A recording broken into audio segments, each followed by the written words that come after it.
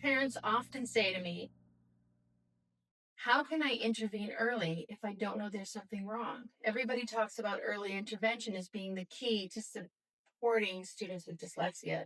The earlier you can intervene, the more likelihood of a positive outcome or positive success. But I get asked, like, how do I know? What are the things that I can recognize?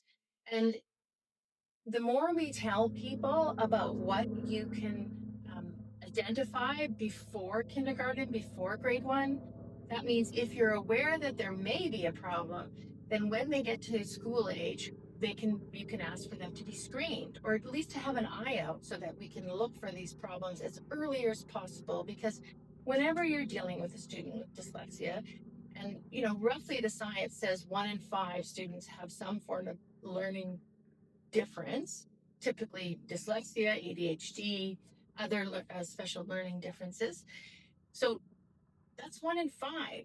So in a class of 25 kids, you're going to have 5 kids that have some sort of learning difference. And the earlier we identify them, the more intervention they can have, and the better the results will be long term. So even before they come to school, there are a few signs that may indicate they have a learning difference. They may not. Every student with dyslexia has slightly different signs, but these are the things that you can be aware of just in case so that you can be proactive when the time comes and just be aware. So if you have a child that has a delayed in speech development or slow vocabulary growth, that could be a sign. So that's something to look out for. Difficulty pronouncing words correctly. So a good example is often you'll hear the word Pacific instead of specific.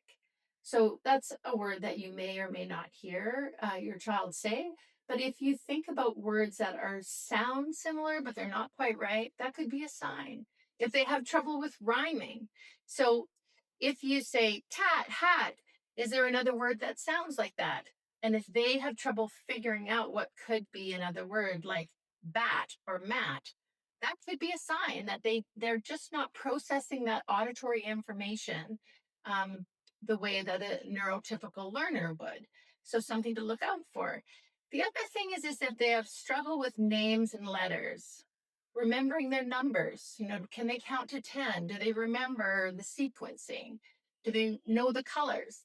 Really common is that sometimes they'll get their colors mixed up. So yellow and orange are sort of the same color, blue and green. So just whether or not they can identify colors with mastery at that early stage. The other thing is that they might have difficulty learning the alphabet, counting, reciting the days of the week. Maybe they don't always get the days of the week right or the order. Trouble following sequences. So, you know, go get your shoes, grab your coat, and then let's get to the car. We're going out to the park. And those 3 simple instructions might be difficult. Maybe only 1 or 2 of those things are being followed. So those are just simple signs that you can say, okay, check, check, check. I've got a couple of those. Maybe I'm going to talk to the kindergarten teacher and just keep their eyes open for them. One of the things that cued us to the problem that our young son had, we actually were really lucky because our son was identified in preschool. And they had this simple game where every day they would have to find their name on a plate and sit at that spot, and it would change every day. And the wonderful thing about these beautiful students with dyslexia is they're so smart and they're so bright, and they don't want to get it wrong. And so they're clever. They're really clever.